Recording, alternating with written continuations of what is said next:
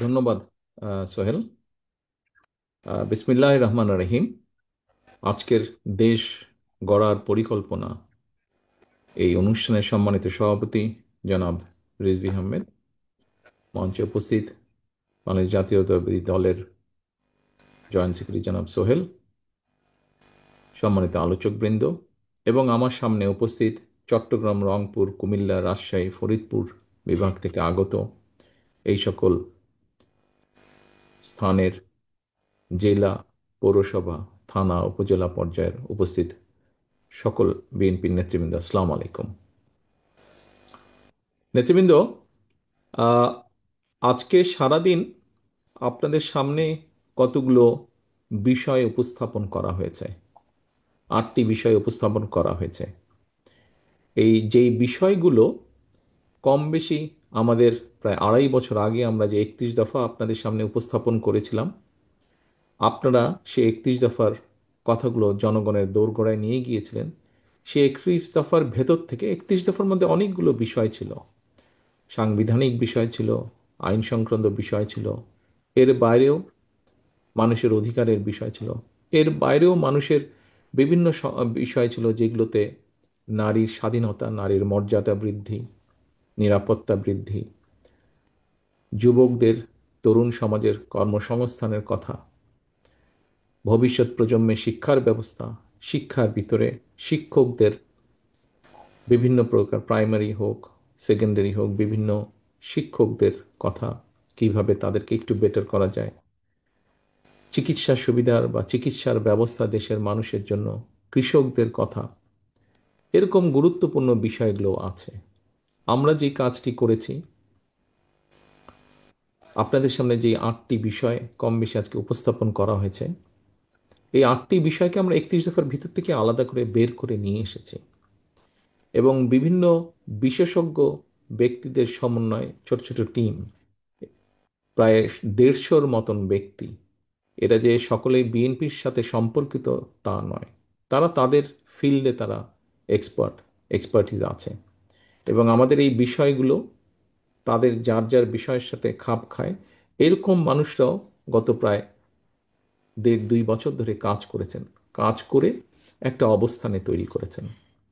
আপনাদের সামনে যখন এই আজকের বিষয়গুলো উপস্থাপন করা হয়েছে, সেখানে কিন্তু সুন্দরভাবে মোটামুটি সংক্ষিপ্তভাবে তুলে ধরা হয়েছে। আমরা এর আগে শুনেছি বিভিন্ন প্রতিশ্রুতির কথা, বিভিন্ন সময়ে বিভিন্ন প্রতিশ্রুতির কথা, কিন্তু আজকে আপনাদের সামনে আমরা যেই পরিকল্পনার কথাগুলো বলেছি, সেখানে কিন্তু একই সাথে আমরা তুলে ধরেছি যে মোটামুটি কিভাবে এগুলোকে বাস্তবায়ন আমরা করব। বাংলাদেশের রাষ্ট্র কাঠামো অনুযায়ী, প্রশাসনিক কাঠামো অনুযায়ী, অর্থনৈতিক ব্যবস্থার উপর ভিত্তি করে, তার সাথে সামঞ্জস্য রেখে আমরা কোন কাজগুলো কিভাবে করব, সেগুলোও কম বেশি আপনাদের সামনে তুলে ধরা হয়েছে। সহকর্মীবৃন্দ, আপনাদের নিশ্চয়ই প্রায় প্রত্যেকেই হবেন, সবাই না হলেও প্রায় প্রত্যেকেই হবেন, নিশ্চয়ই আপনাদের মনে আছে আজকে থেকে 1 বছর একটু বেশি সময় আগে আমি জুমেই এরকম বিভিন্ন জেলা ওয়ারি, থানা ওয়ারি আমি মিটিং করেছিলাম। সেখানে জেলার নেতৃবৃন্দ ছিলেন, থানার নেতৃবৃন্দ ছিলেন, অন্যান্য অঙ্গ সহযোগী সংগঠনের নেতৃবৃন্দ ছিলেন, আপনারাও ছিলেন। সেখানে কিন্তু আমি একটি কথা বলেছিলাম যে এই যে নির্বাচনটা আগামী কয়েকদিন পরে হবে, আমি 1 বছর আগে বলেছিলাম যে এই নির্বাচনটি আমরা যত সহজ ভাবছি, অ্যাকচুয়ালি নির্বাচনটি তত সহজ নয়। সেদিন অনেকেই আমার কথাটি আহ, একটু হেসে খেলে উড়িয়ে দিয়েছিলেন, কিন্তু আজকে কিন্তু আপনারা প্রত্যেকেই অনুধাবন করতে পারছেন আমার সেদিনকার কথার অর্থ। সহকর্মীবৃন্দ, আপনাদের সামনে আজকে যেই বিষয়গুলো উপস্থাপন করা হয়েছে, এই বিষয়গুলো আমাদের পরিকল্পনা। এই পরিকল্পনাগুলো দেশের মানুষের জন্য, এই পরিকল্পনাগুলো দেশের জন্য। এখন এই পরিকল্পনাকে যদি বাস্তবায়ন করতে হয়, তাহলে যাদের জন্য আমরা এই পরিকল্পনাগুলো গ্রহণ করেছি, তাদের কাছে তো পৌঁছতে হবে এই পরিকল্পনাগুলো, তাই নয় কি? যাদের জন্য এই পরিকল্পনা আমরা নিয়েছি, এটি তো আমাদের দলীয় কোনো পরিকল্পনা নয়, যে বিষয়গুলো সারাদিন আপনারা আলোচনা করেছেন, জেনেছেন, বোঝার চেষ্টা করেছেন, যার কাগজপত্র আপনাদের প্রত্যেককে দেওয়া হয়েছে কম বেশি, ফোল্ডারগুলো, এগুলো তো কোনো দলীয় বিষয় না। হ্যাঁ, দলীয় পরিকল্পনা দেশের জন্য, মানুষের জন্য, কিন্তু সাংগঠনিক বিষয় নয়। সাংগঠনিক বিষয়টা কি? দেশ এবং মানুষ নিয়ে আমাদের যে দলীয় যে পরিকল্পনা, দেশ এবং মানুষকে ঘিরে, এই পরিকল্পনার কথাগুলো মানুষের কাছে পৌঁছে দিতে হবে। মানুষকে এর পক্ষে, মানুষকে সচেতন করতে হবে, এবং সচেতন করার মাধ্যমে মানুষের রায় আপনার দলের পক্ষে, ধানের শীষের পক্ষে আনতে হবে। নির্বাচনের দিন, ভোটের দিন, ভোটের মাধ্যমে রায় আনতে হবে। সহকর্মীবৃন্দ,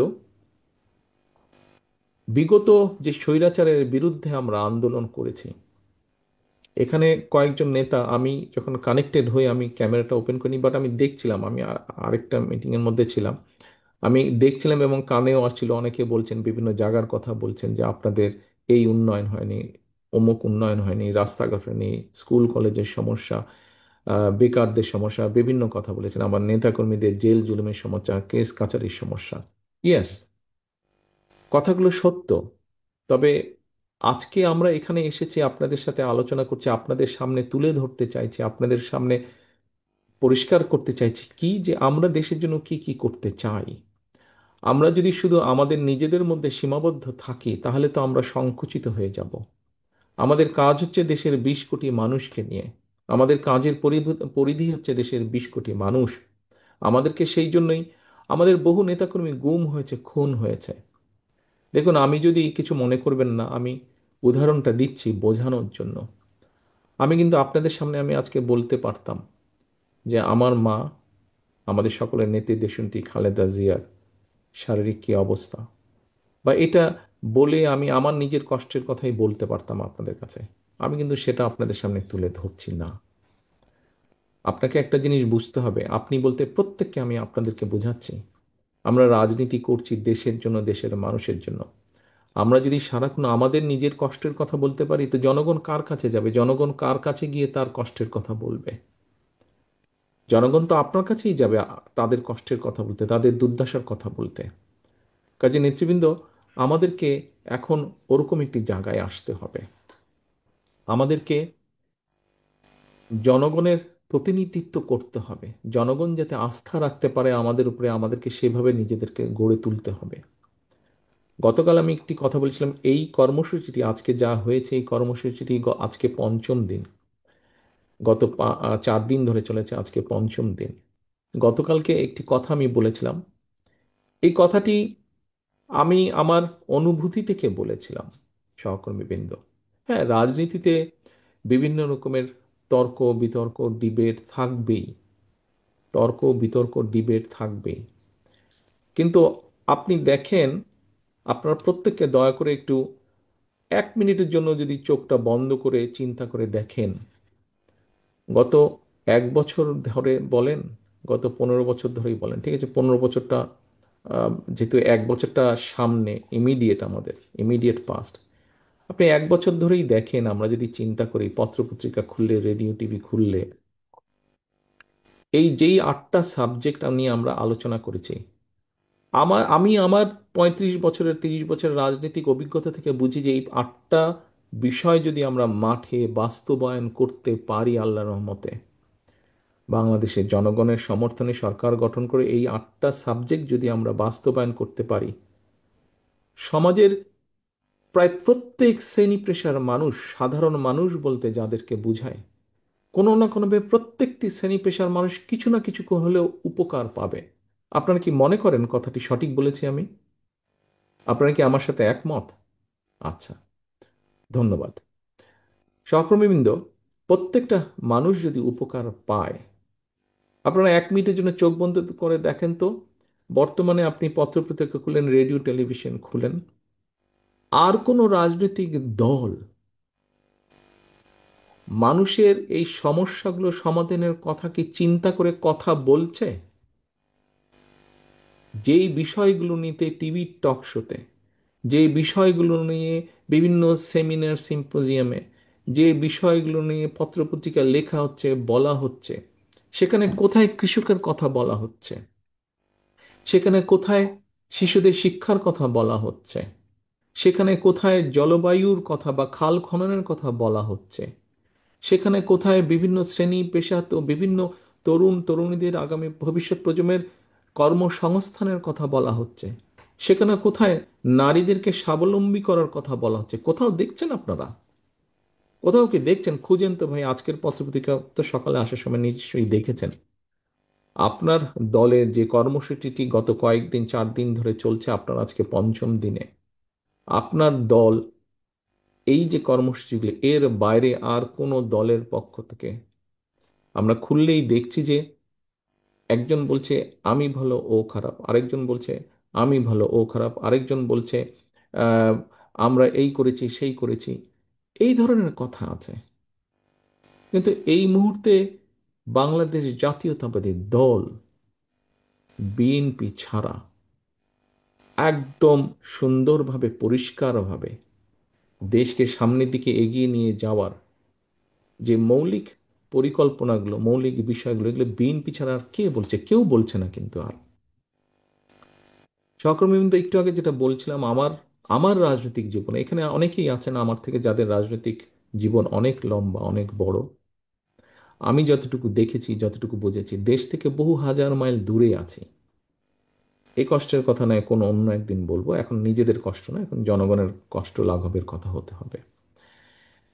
হাজার মাইল দূরে আছি, কিন্তু তারপরেও আমার কাছে যেটা মনে হয়েছে, আমার কাছে মনে হয়েছে রাজনীতিবিদ বলেন, রাজনৈতিক সচেতন মানুষ বলেন, রাজনৈতিক বিশ্লেষক বলেন, সবাই ঘুরে ফিরে ওই একই জায়গার মধ্যে কিভাবে সমস্যার সমাধানগুলো হবে, কি কি বিষয় আমরা কি কি কাজ করব, এই দিক নির্দেশনা গাইডেন্স কারও নেই, একমাত্র বিএনপি ছাড়া। এবং আমার নিজের কাছে রাজনীতিবিদ হিসেবে, একজন রাজনৈতিক কর্মী হিসেবে আমার নিজের কাছেও মাঝে মাঝে বিরক্ত লেগে গেছে।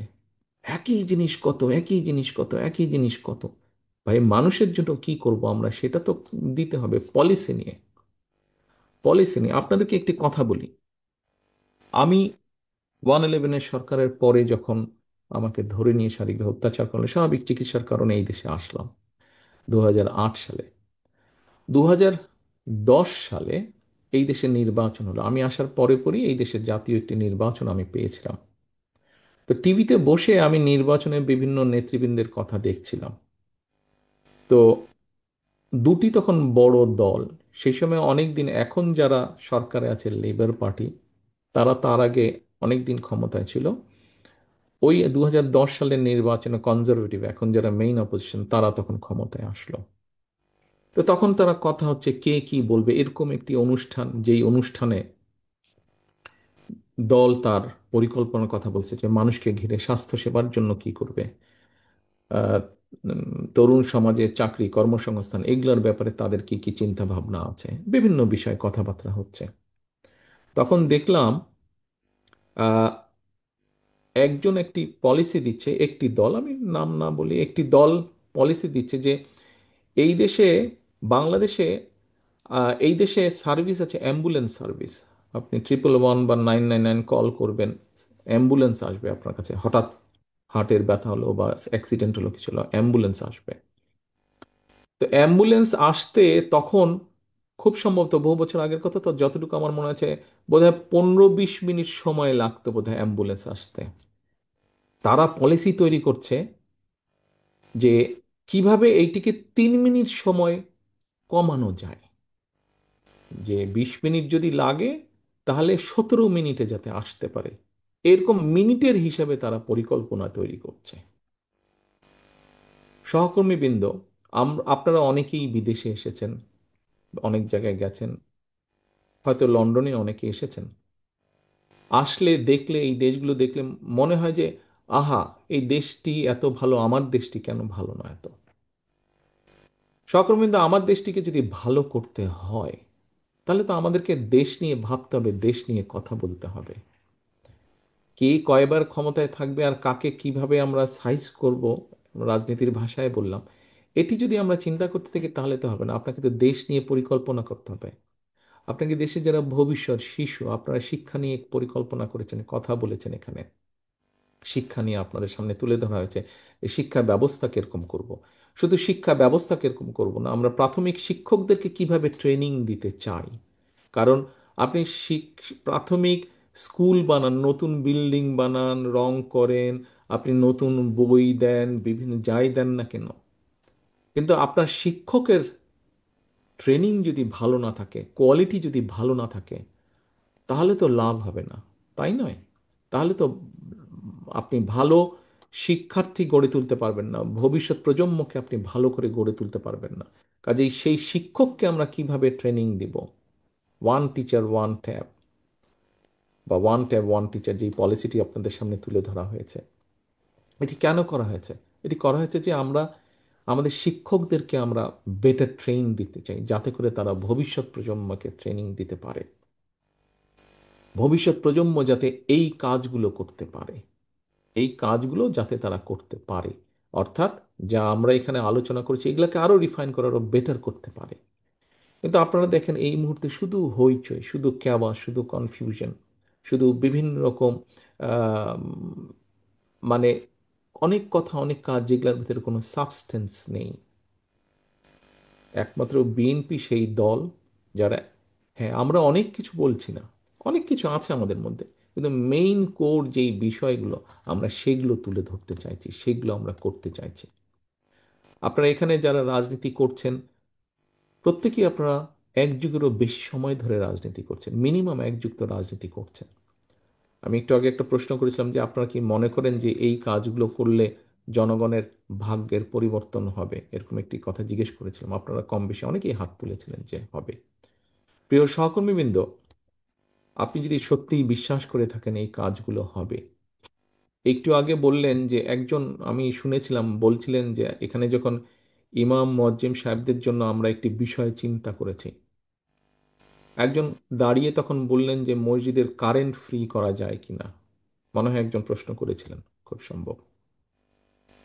সহকর্মীবৃন্দ, আগে যেটা আমরা পরিকল্পনা করেছি আমরা সেটি আগে করার চেষ্টা করি, তাই না? সেটি আপনি অন্তত এতটুকু বলেন আমাদেরকে যে ঠিক আছে, দল কেন্দ্রীয় পর্যায় থেকে এই জিনিসটা চিন্তা করেছে, আপনাদেরকে ধন্যবাদ, আমরা এটা মানুষের মাঝে নিয়ে যাচ্ছি, বিশেষ করে যাদের জন্য আমরা করতে চাইছি তার জন্য করতে চাইছি। আপনি যদি একটার পর একটা বলতে থাকেন, তাহলে তো ভাই কোনো দিকে শুরু করা যাবে না। তো আমাদেরকে তো একটা শুভ কাজ আগে শুরু করতে হবে, শুরু করলে ধীরে ধীরে আমরা যাব। আপনারা বলেছেন আমাদের যে সকল নেতাকর্মীর কেস কাচারে এসে করতে পারেনি, ঠিকভাবে গড়ে তুলতে পারেনি, তাদেরকে ভাতা দিতে হবে। আপনি রাষ্ট্রীয় তহবিল থেকে নির্দিষ্ট একটি দলের কর্মীদেরকে কি করে ভাতা দিবেন? এটা কোন আইনে আপনি এটাকে জায়েজ করবেন? তাহলে একটু আগে একজন এখানে বলেছেন যে কোনো কিছু কিছু ব্যক্তি প্রতিষ্ঠান, প্রাইভেট প্রতিষ্ঠানে বিশেষ একটি দলের লোক কাজ করে, সেটা যাতে পরিবর্তন হয়, তাতে কন্ট্রাডিক হচ্ছে ভাই। আমরা কি বলছি না বলছি আমাদেরকে বিবেচনা করতে হবে, তো বাস্তবসম্মত বিষয় চিন্তা করতে হবে।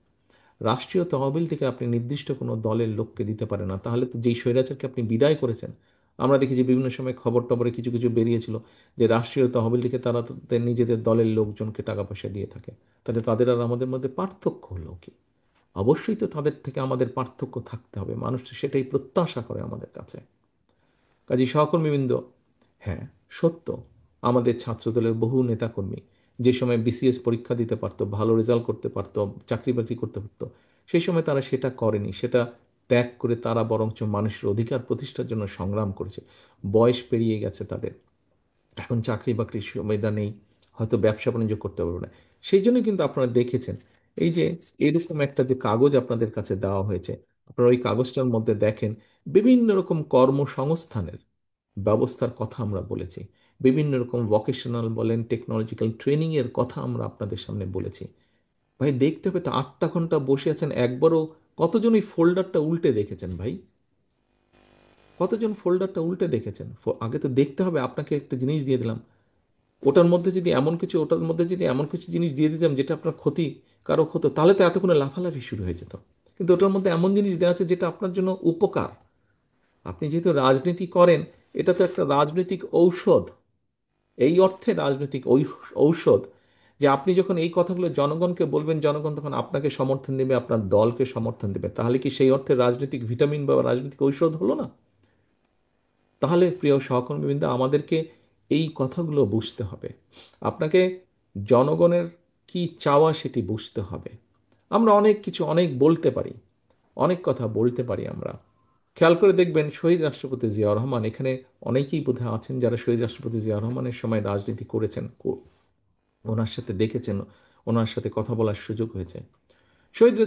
রাষ্ট্রপতি জিয়াউর রহমান কিন্তু উনি নিজের যেই পরিকল্পনা সেই পরিকল্পনার কথা বলতেন। কে কি করলো সেটাতে কিছু যায় আসে না, হ্যাঁ যায় আসে, নজর রাখবেন, কিন্তু নিজেদের প্ল্যানিং এর কথা বলতে হবে তো। এখন সহকর্মীবৃন্দ, আজকের এই অনুষ্ঠান প্রায় শেষ পর্যায়ে। আপনাদেরকে আজকে যেই যে আমরা আপনারা কষ্ট করে আসলেন, আপনাদেরকে যে সারাদিন ব্যাপী আপনারা কষ্ট করলেন, 8টা ঘন্টা সময় এখানে, 8-10 ঘন্টা সময় এখানে ব্যয় করেছেন, আসতে সময় ব্যয় করেছেন, আসতে খরচ হয়েছে, আপনারা দুপুরে এখানে খেয়েছেন, সেই খাওয়াটা দলীয় তহবিলের থেকে ব্যবস্থার চেষ্টা করা হয়েছে, দলের নেতাকর্মীদের চাঁদার পয়সা দিয়ে সেই অর্থের সংস্থান করা হয়েছে, সেটা দিয়ে আপনাদেরকে আপ্যায়ন করা হয়েছে, এই হল ভাড়ায় ভাড়া লেগেছে সেই টাকাটা দেওয়া হয়েছে। এই সবগুলো তো অর্থপূর্ণ হতে হবে। আপনার ব্যয় করা অর্থ, আপনার ব্যয় করা সময়, দলের ব্যয় করা সময়, দলের অর্থ, এই যে ফোল্ডারগুলো ছাপানো হয়েছে তার জন্য অর্থ খরচ হয়েছে, এগুলো তো অর্থপূর্ণ হতে হবে, অর্থহীন হলে তো হবে না। আপনাদের এই সফরটা অর্থপূর্ণ হতে হবে, এবং তখনই অর্থপূর্ণ হবে আপনারা আজকে যা জেনে গেলেন, যা শিখে গেলেন এখান থেকে। অবশ্যই কিছু জেনে গিয়েছেন, অবশ্যই কিছু শিখে গিয়েছেন। এই জিনিসগুলো আপনাদেরকে মানুষের দৌড় গোড়ায় নিয়ে যেতে হবে। বিএনপি একটি বিশাল দল, থাকতেই পারে আপনার সাথে আপনার আরেক সহকর্মীর হয়তো ভালো মন্দ গভীর মধুর সব রকম সম্পর্ক থাকতে পারে, কিন্তু সহকর্মীদের মনে আছে 1 বছর 1.25 বছর আগে যে কথাটি বলেছিলাম যে সামনের নির্বাচন যা ভাবছেন তা না। আজকে আস্তে আস্তে আমার কথাটা প্রমাণিত হচ্ছে। আজ আপনাদের সামনে আমি আবারও বলতে চাচ্ছি, এখনো যদি আমরা সিরিয়াস না হই, সামনে এই দেশের অস্তিত্ব, সার্বভৌমত্ব হুমকির সম্মুখীন হবে যদি আমরা, এবং এটা একমাত্র বাঁচাতে পারে গণতন্ত্র, এবং সেই গণতন্ত্রের ভিত্তিকে মজবুত করতে পারেন আপনারা, বাংলাদেশ জাতীয়তাবাদী দলের প্রত্যেকটি মানুষ। আজকে আপনারা যদি মাঠে নেমে আসেন, আপনারা যদি জনগণের দুয়ারে দৌড়ে পৌঁছে যান, এবং দুয়ারে পৌঁছে যদি বলেন ভাই আমি তোমার জন্য এই করব, আমি তোমার মহিলাদের জন্য ফ্যামিলি কার্ডের ব্যবস্থা করব, তরুণ তরুণীদের জন্য আমরা, ছাত্রছাত্রীদের জন্য এইভাবে শিক্ষা ব্যবস্থা, এইভাবে ওয়াইফাইয়ের ব্যবস্থা, এইভাবে কর্মসংস্থানের ব্যবস্থা করব, আমরা স্বাস্থ্য ব্যবস্থা এইভাবে করব, কৃষকদের জন্য কৃষি কার্ডের মাধ্যমে আমরা এই ব্যবস্থাগুলো গ্রহণ করব। নিশ্চয়ই বিশ্বাস করেন, আমি বিশ্বাস করি মানুষ আমাদেরকে সুযোগ দিবে। কেন দিবে না? যখন তারা দেখবে যে হ্যাঁ, বিএনপি রাষ্ট্র পরিচালনা করার একটা পরিকল্পনা আছে, বিএনপির রাষ্ট্র পরিচালনা করার পরিকল্পনা আছে। আপনার এখানে অনেকে অনেক কথাই বলুক, যে যত কথাই বলুক ভাই, বাস্তবতাই। আপনাদের এখানে একটা কাগজ আছে, ঘাটলেই দেখবেন কাগজ, যে বিএনপির সময়ে বিএনপি ধীরে ধীরে কিভাবে দেশ থেকে দুর্নীতিকে কমিয়ে নিয়ে এসেছিল। এর মধ্যে আরো কয়েকদিন আগেও আলাপ হয়েছে, আপনারা পত্রপত্রিকায় পড়েছেন জিনিসগুলা, বিভিন্ন টিভি তে দেখিয়েছে, ইউটিউবে এসছে, ফেসবুকে এসছে। আজকে আপনারা কাগজটা পেয়েছেন, কাজে ওই কাগজটা আপনাদেরকে পড়তে হবে। আপনি যদি না পড়েন, আপনি যদি না জানেন, তাহলে আপনি কেমন করে বলবেন যে আপনি কি করতে চান, আপনার দল কি করতে চায়? কারণ অন্যরা কিন্তু, কারোর নাম আমি বলছি না, কিন্তু অন্যরা কিন্তু নিজেরাও আপনার জানেন, আপনার নির্বাচনী এলাকায়, আপনার উপজেলা পৌরসভায় আপনি আছেন, অন্যরা কিন্তু হরদম বিভিন্ন রকম মিথ্যা কথা বলে মানুষকে বিভ্রান্ত করার চেষ্টা করছে না? বিভ্রান্ত করা, আপনার মিথ্যা কথা বলার কোনো প্রয়োজন নেই। আপনার কাছে এত সঠিক এবং সত্য এবং বাস্তব ধর্মী বিষয় আছে, এই যে কাগজগুলো বাস্তব, এর মধ্যে যা আমরা উল্লেখ করেছি, যা আমরা করতে চাই, এগুলো এত কঠিন কাজগুলো, কাজগুলো কঠিন, কিন্তু আমরা সকলে মিলে যদি চেষ্টা করি আমরা করতে পারবো। আমরা সকলে মিলে যদি চেষ্টা করি, পরিকল্পনা করে চেষ্টা করি, আমরা খাল খনন করতে পারবো না, 20,000 কিলোমিটার খালের কথা বলা আছে, আমরা অবশ্যই খাল খনন করতে পারবো। আমরা সকলে মিলে যদি চেষ্টা করি, আমরা 25 কোটি গাছ লাগাতে পারবো না? ইনশাল্লাহ আমরা অবশ্যই গাছ লাগাতে পারবো। আমরা সকলে মিলে যদি চেষ্টা করি, সরকার সঠিকভাবে চেষ্টা করলে, সরকারের নিয়মকানুনের মধ্যে চেষ্টা করলে, আমরা অবশ্যই ফ্যামিলি কার্ড বলেন, কৃষক কার্ড বলেন, আমরা এগুলা সব কাজগুলাই করতে পারবো। আমরা যেই কর্মসংস্থানের কথা বলেছি, দেশে যে বেকার, সেটা আমাদের দলের হোক, সেটি নিরপেক্ষ মানুষ হোক, আপনি যখন, আপনি ইনশাল্লাহ আল্লাহর মতে যখন নির্বাচিত হবেন, আপনি যখন সরকার গঠন করবেন, তখন কিন্তু আপনি কোনো দলীয় সরকার নন, আপনাকে যারা ভোট দিয়েছে এবং যারা দেয় নাই, প্রত্যেকের সরকার আপনারা। এবং তখন আপনাকে সকলের জন্য কাজ করতে হবে। আপনাকে তখন সকলের জন্য কাজ করতে হবে। আপনি কোনো নির্দিষ্ট কারোর জন্য কাজ করতে পারবেন না। এটাই এটাই হচ্ছে মূল লক্ষ্য, মূল উদ্দেশ্য। এবং আমরা যেই কাজগুলোর কথা বলেছি, আমরা কোনো স্বপ্ন দেখাচ্ছি না, আমরা পরিকল্পনা করছি, আমরা বাস্তবায়ন করতে চাই। এবং এই বাস্তবায়ন যদি করতে হয়, সহকর্মীবৃন্দ, আপনাদের সহযোগিতা ছাড়া তো আমরা নির্বাচিত হলেও আপনাদের সহযোগিতা ছাড়া বাস্তবায়ন করতে পারবো না। প্রথম বাস্তবায়নের কাজ হচ্ছে মানুষের ঘরে ঘরে জিনিসটাকে পৌঁছে দেওয়া। আপনারা এখানে আমাদের জেলার নেতারা আছেন, আমাদের উপজেলা থানার নেতারা আছেন, আমাদের পৌরসভার নেতারা আছেন। আপনারা যদি আপনাদের এলাকায় ফিরে যাবেন, আজকে কালকে ফিরে যাবেন, নির্বাচনের বেশি সময় আর বাকি নেই। আপনারা গিয়ে যদি পরিকল্পনা করে, দল যার হাতেই ধানের শীষ দিয়েছে না কেন, আপনি থাকবেন ধানের শীষের পক্ষে, আপনি থাকবেন ধানের শীষের সাথে, আপনি থাকবেন। প্রার্থী আসবে, প্রার্থী যাবে, প্রার্থী চেঞ্জ হবে, প্রার্থী পর্যায়ক্রমে যাবে, ধানের শীষ রয়ে যাবে, দল রয়ে যাবে, আদর্শ রয়ে যাবে, পরিকল্পনা রয়ে যাবে দলের। কাজে আপনি ধানের শীষের পক্ষে কাজ করবেন।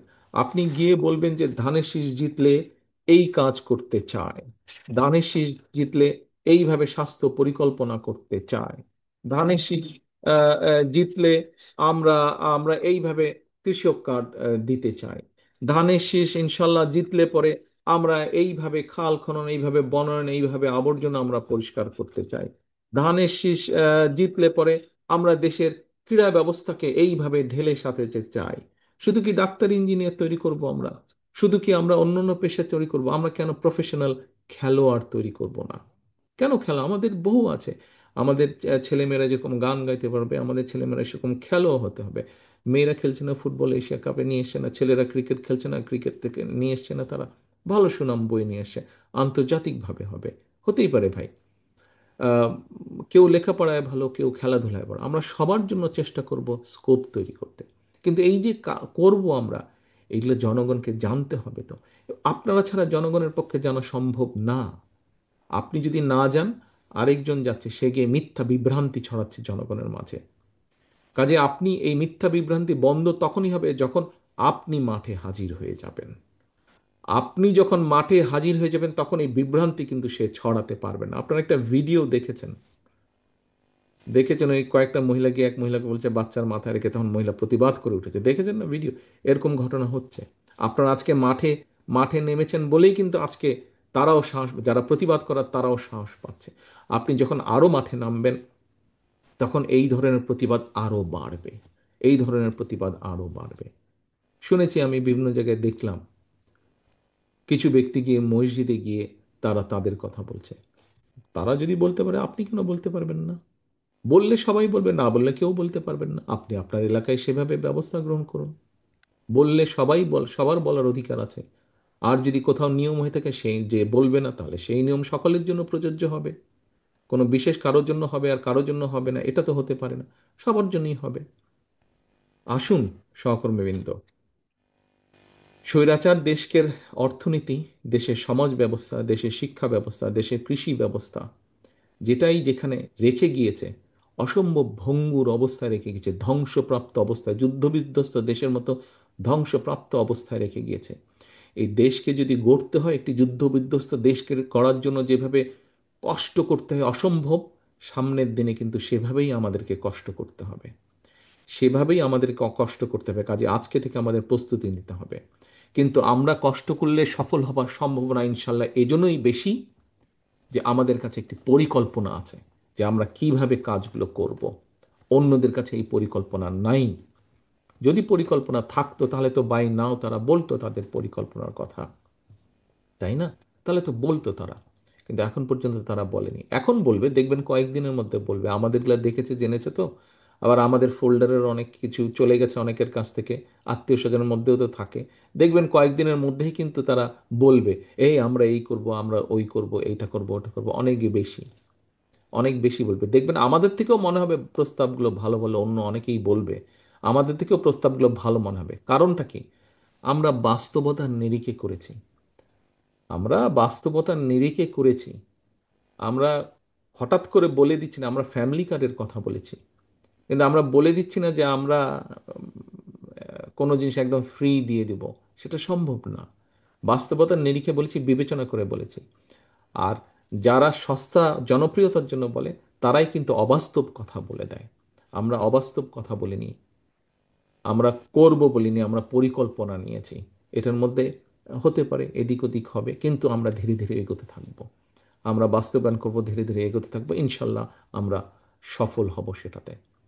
সহকর্মীবৃন্দ, আজকে আপনাদের কাছে যেই ফোল্ডার আমরা দিয়েছি, এই ফোল্ডারের সফলতা তখনই হবে, এই সকল কিছুর সময় অর্থ সকল কিছু অর্থপূর্ণ তখনই হবে যখন আপনারা এই ফিরে গিয়ে ঘরে আর বসে থাকবেন না।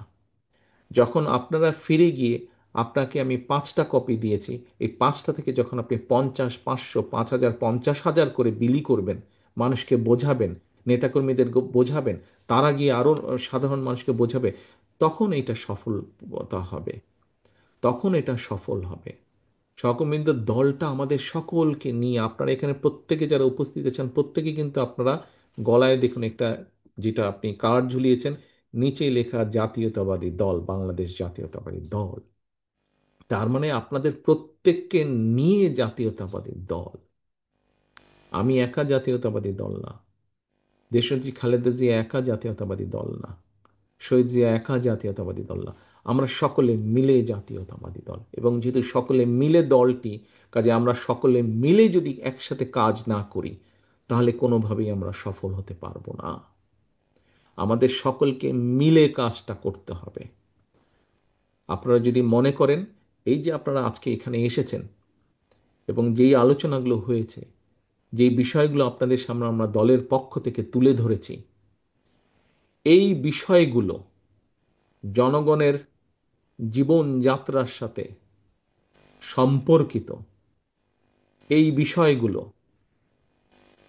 জনগণকে সাহায্য করবে আরেকটু ভালোভাবে বেঁচে থাকা। বিশ্বাস করেন এই কথাগুলো যেটা বললাম, এগুলা কি সাহায্য করতে পারে জনগণকে আরেকটু? যদি এগুলা বাস্তবায়ন করতে পারি আমরা, তাহলে কি এগুলা জনগণকে সাহায্য করবে আরেকটু ভালোভাবে বেঁচে থাকা? তাহলে আসুন সহকর্মী, কি বিশ্বাস করেন নাকি না এমনি জাস্ট সেমিনারের মতন হলো? ধন্যবাদ। হ্যাঁ, আমরা বিশ্বাস করি, কারণ অনেক মেধাবী মানুষ এগুলোর পিছে কাজ করেছে। আমরা যখন তাদেরকে আইডিয়াগুলো দিয়েছি, তারা অনেক পরীক্ষা নিরীক্ষা করে আমাদেরকে বলেছেন, আইডিয়াটি একদম এরকম না করে একটু এরকম করুন, তাহলে বাস্তবায়ন সম্ভব। আইডিয়াটি আর একটু এরকম করুন, তাহলে বাস্তবায়ন সম্ভব। অনেক মেধাবী মানুষ এর পিছনে কাজ করেছে, কাজেই এগুলোতে ব্যর্থ হবার কোনো কারণ নেই। ইনশাল্লাহ আমরা জনগণের সমর্থন নিয়ে সরকার গঠন করতে সক্ষম হলে এই কাজগুলো আমরা করব। কিন্তু ওই যে যেটা বললাম, আপনারা ঘরে গিয়ে যদি ফোল্ডারটি আপনার টেবিলে রেখে দেন, আপনার বিছানার পাশে রেখে দেন, আপনার আপনার আপনার শেলফের উপরে রেখে দেন, তাহলে এটা সম্পূর্ণ ব্যর্থ হয়ে গেল, অপচয় হয়ে গেল। আপনারা পরীক্ষিত নেতাকর্মী, শত অত্যাচার নির্যাতনের মধ্যেও আপনারা এই দলকে ধরে রেখেছেন। সেই 111-এর ষড়যন্ত্র থেকে শুরু করে গত স্বৈরাচারের 15 বছরের ষড়যন্ত্র সব আপনারা মোকাবেলা করেছেন। তাহলে এখন কেন এই সামনের যে নির্বাচনী যুদ্ধ, এই যুদ্ধ মোকাবেলা করতে পারবেন না? কেন আপনারা তাহলে আপনার দলের যে পরিকল্পনা জনগণকে ঘিরে, দেশকে ঘিরে, কেন সেটা জনগণের কাছে তুলে ধরতে পারবেন না? এটার তো কোনো কারণ নেই, কোনোই কারণ নেই। আপনি চাইলেই আপনি পারবেন, আপনারা চাইলেই আপনারা পারবেন, আপনারা চাইলেই আপনারা করতে পারবেন। ছড়িয়ে দিতে হবে। প্রিয় সহকর্মীবৃন্দ, আসুন আমরা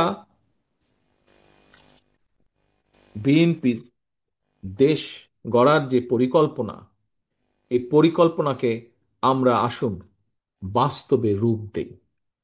বাস্তবে রূপ দিতে হলে আমাদের জনগণের সমর্থন প্রয়োজন, এবং জনগণের সমর্থনকে দলের পিছনে আনতে হলে আপনাদের ঐকান্তিক প্রচেষ্টা এবং উদ্যোগ প্রয়োজন। আসুন আমরা সেই উদ্যোগ গ্রহণ করি। আমি কি আপনাদের কাছে সেই প্রত্যাশা রাখতে পারি যে আপনারা ফিরে গিয়ে সেই উদ্যোগ গ্রহণ করবেন? প্রিয় সহকর্মীবৃন্দ, আপনাদের আন্তরিকভাবে ধন্যবাদ জানাই এই উদ্যোগ। আমি আগেও বলেছি, আবারও বলছি, আপনি লড়বেন, আপনি যাবেন, আপনি কষ্ট করবেন আপনার দলের পরিকল্পনাগুলোকে সফল করার জন্য। আপনার সামনে থাকবে ধানের শীষ, আপনার সামনে কোনো ব্যক্তি থাকবে না, আপনার সামনে থাকবে ধানের শীষ। ধানের শীষকে আপনি বের করে নিয়ে আসবেন। ধানের শীষের পক্ষে আপনি জনগণের মতামতকে ঐক্যবদ্ধ করবেন। ধানের শীষের পিছে, ধানের শীষের জন্য আপনি জনগণের মতামতকে এক জায়গায় নিয়ে আসবেন, ব্যালট বাক্সের ভিতরে নিয়ে আসবেন। প্রিয় সহকর্মীবৃন্দ, আপনারা সকলে কষ্ট করে এসেছেন এবং সারাদিন এখানে থেকে আপনারা কষ্ট করে দলের এই পরিকল্পনাগুলো জনগণের কাছে আবার নিয়ে যাবেন, এই প্রত্যাশা। এবং ঘরে ঘরে, দুয়ারে দুয়ারে মিটিং করে করে বললে হবে না, ছোট ছোট গ্রুপ করে ঘরে ঘরে যেতে হবে, মাঠে মাঠে যেতে হবে, কৃষকের খেতে যেতে হবে, মসজিদের ইমাম মুয়াজ্জিম সাহেবদের কাছে যেতে হবে, প্রাইমারি স্কুল হাই স্কুলের টিচারদের কাছে যেতে হবে, ঘরে ঘরে মা বোনদের কাছে যেতে হবে, স্কুল কলেজের তরুণ তরুণীদের কাছে যেতে হবে, যুবকদের কাছে যেতে হবে, ভাগ করে করে যেতে হবে প্রত্যেককে আপনাদের। আপনারা পেরেছেন স্বৈরাচারকে মোকাবেলা করতে, আপনারা পেরেছেন 111-এর ষড়যন্ত্রকে মোকাবেলা করতে, ইনশাল্লাহ আপনারাই পারবেন আগামী দিনের যে ষড়যন্ত্র আছে সেটিকেও মোকাবেলা করতে, গণতন্ত্রের ভিত্তি স্থাপনের মধ্য দিয়ে। সেই প্রত্যাশা রেখে আমার বক্তব্য শেষ করছি। সকলে সুস্থ থাকবেন, ভালো থাকবেন ইনশাল্লাহ। আসসালামু আলাইকুম। বাংলাদেশ জিন্দাবাদ, বাংলাদেশ জাতীয়তাবাদী দল জিন্দাবাদ।